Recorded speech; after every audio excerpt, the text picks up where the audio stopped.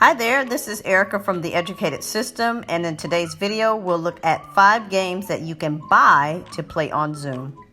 Number 5, Boggle. According to the website howdoyouplay.it.com, Boggle is a word game that requires 16 letter cubes and a 3-minute timer. The goal of the game is to have the highest point total. To gain points, players must create words from the randomly assorted letters in the cube grid.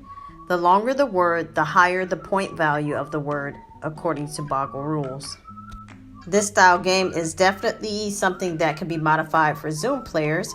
You as the host would just shake up the letters once the letters land flat, and you have the flat surface that shows all the letters that they will use to make the words. Every individual player can have either a piece of paper or type it on their phone, but they can start listing all of the words that they can make out of this grid of letters. Number 4, utter nonsense. In this game, the judge takes an accent card from the top of his deck and reveals it.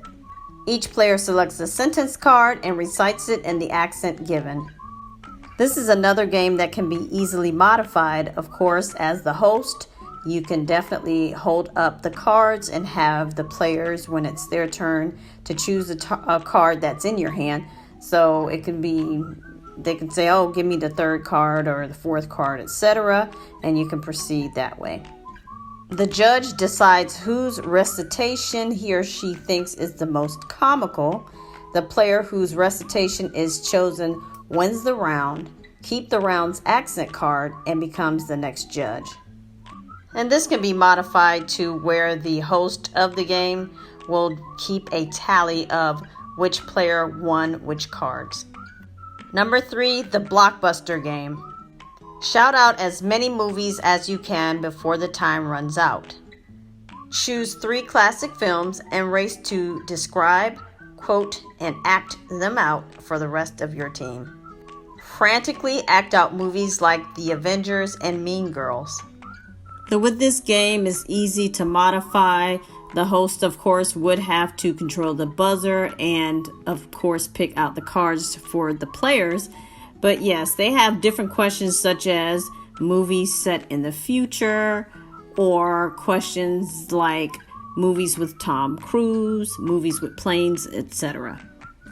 Number 2, I Should Have Known That. I Should Have Known That is an addictively entertaining trivia game with over 400 questions about things that you should know.